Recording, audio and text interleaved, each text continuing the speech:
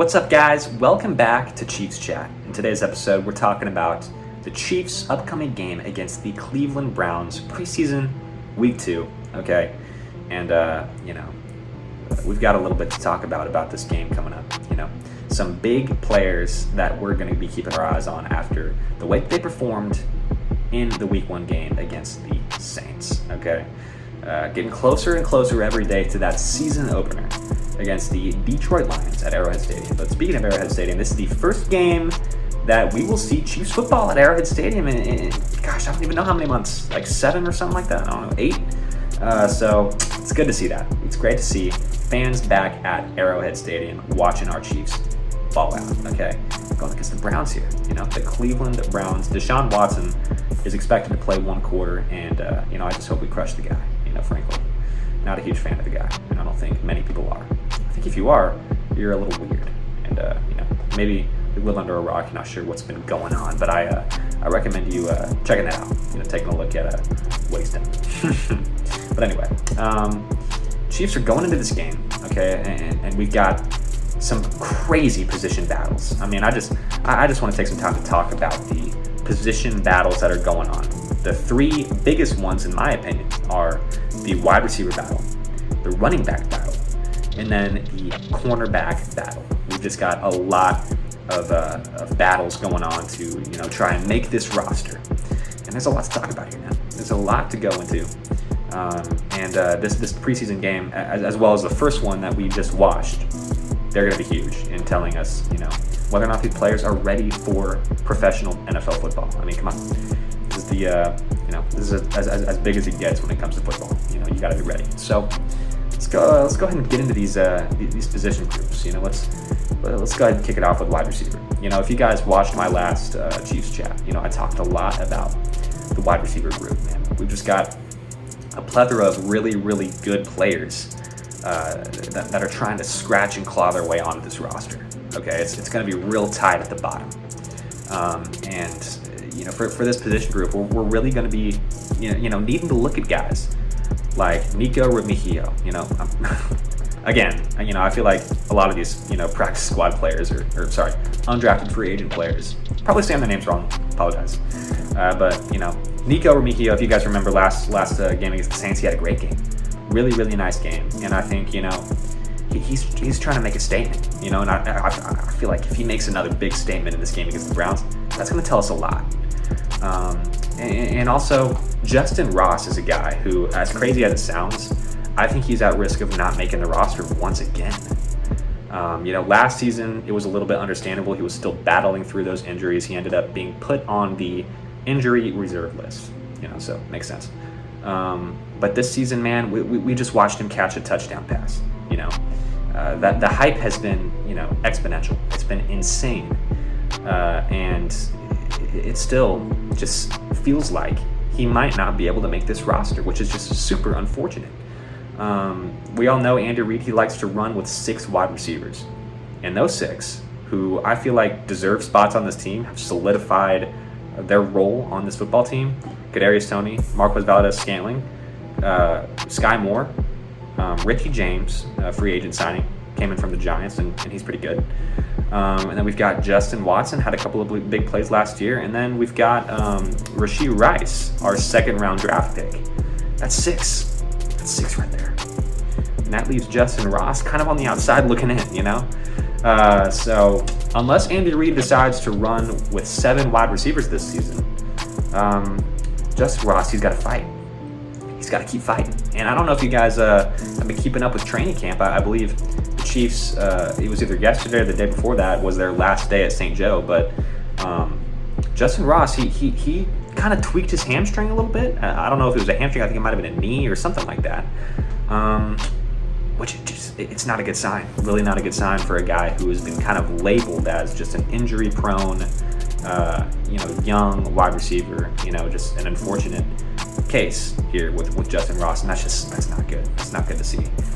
It wasn't major at all because he was back at practice the next day. The coaches said not a big deal, not a huge injury. He just tweaked something a little bit, but still, it's a little concerning for Justin Ross. And I think if he makes a big statement game here against the Browns, that'll definitely that'll help his case quite a lot. Because, I mean, he already had a pretty big game against these Saints with a touchdown pass and a couple of other nice receptions. And, man, he showed us that he can just bully his way into the end zone. He's a great player. But he's a guy, man, we got to look at. We got to keep our eyes on him, man. Because we just want him to succeed over here. Obviously, the hype for him is just insane. It's just a matter of whether or not he's going to be able to just pull it off. It's going to be a tough task, but I think he's capable of it. So he's got to have another big game against the Browns. High pressure moment for him. He's definitely under a lot of pressure. Another player I think is under a lot of pressure right now. A couple of players actually at the running back position. That's the other position group I want to talk about. You got Deneric Prince. Okay, this guy. He's had a lot of hype around him in Chiefs training camp this season.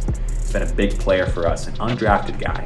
And he came in, man. He made a lot of noise during training camp. At St. Joe, he was a great player for us. And we're looking at this running back room. We've got Clyde Edwards-Helaire. We've got Isaiah Pacheco, who's a little banged up right now, but he's going to make the roster.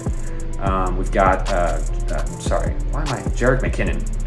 And then from there, it's just, who else might squeak in there? And I think Deneric Prince is kind of a guy who, I think he might be that next up guy. But, it's definitely possible that we run with 3 running backs and he doesn't end up making the roster. So he's a guy who is also, I believe, under a lot of pressure. He didn't have that great of a game last week, unfortunately.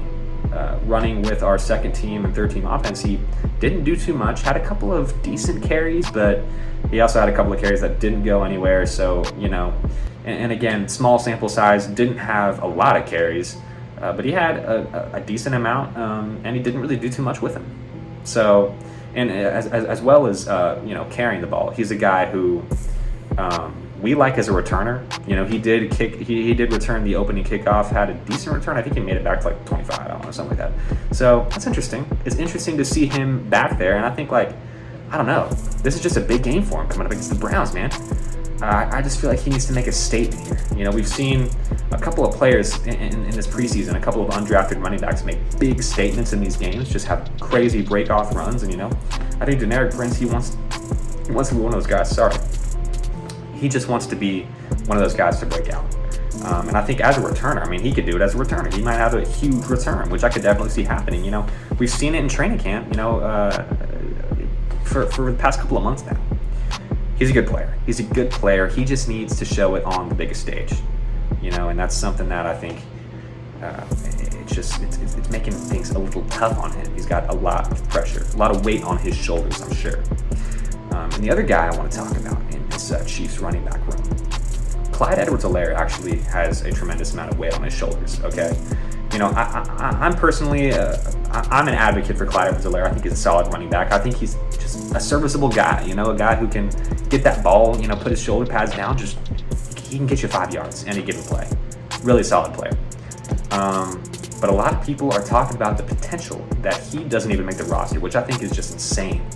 But given the fact that he's been really injury prone since coming into this league, he hasn't been able to give us consistent production because of that.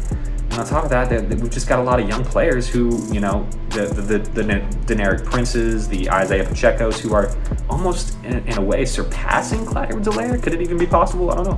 The first round running back getting surpassed by these 7th round undrafted rookies, So I don't know. It's just tough. It's tough to say. And I even, a couple of months ago, we were hearing trade rumors about Clyde, I don't know. A lot of people thought he wasn't even going to come back to the roster, but he is coming back to the roster for his 5th year. I believe it's his 5th year. I could be wrong.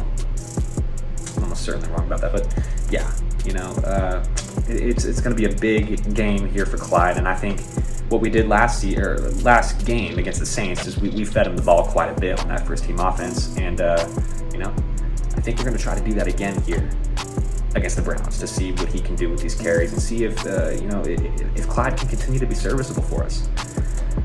And the last position group I want to talk about, there's just a lot of players that I think solid young players who are really fighting for that roster spot with the corners. Of course, you've got L'Jarius Sneed, the proven veteran, the guy who hopefully we re-sign before he leaves next season, because I believe his rookie deal is up. after next season. But he's been a proven veteran for on the squad, definitely our best corner. And we've got a good group. I mean, come on, we've got a pretty solid group. I mean, you can't take a look at these guys and tell me that they're not at the very least in the top half of the league among cornerbacks in the NFL. Okay, because Jalen Watson, what a season he had last year, man. 7th round rookie, came in, made a big impact for this Chiefs team. Okay, he's definitely going to be, our perhaps our 1B to our 1A of L'Jarius Sneed. I could definitely see that happening. And then you've got guys like Joshua Williams. He stepped in, had a great, just had a great rookie season. Then we've got guys, Shamari. This is gonna drive me crazy. First round pick, Shamari Connor. Yes, that's right. Shamari Connor. Okay. I believe he's our 3rd or 4th round pick, maybe even 2nd. I've lost it today, haven't I? But yeah, Shamari Connor is another guy in that cornerback room who is a proven guy, or I guess not proven, but just we see the talent, we see the ability. Trent McDuffie is another guy, okay, and he's a guy who hasn't seen the field much, had a couple of rough reps in that game against the Saints, but a guy who obviously we know the talent is there, the athleticism is there. And then we've got just some young guys who it's tough to say whether or not they're going to be able to make this roster. Nick Jones is a guy who I've been really, really high on here during the training camp. He's had some really, really nice reps going against these Chiefs receivers, our best receivers too. I mean, I remember watching a couple of clips where he was just locking down MVS, so that's big stuff. MVS, probably our most proven, our most successful receiver right now in our wide receiver room. And, locking him down, that's pretty good.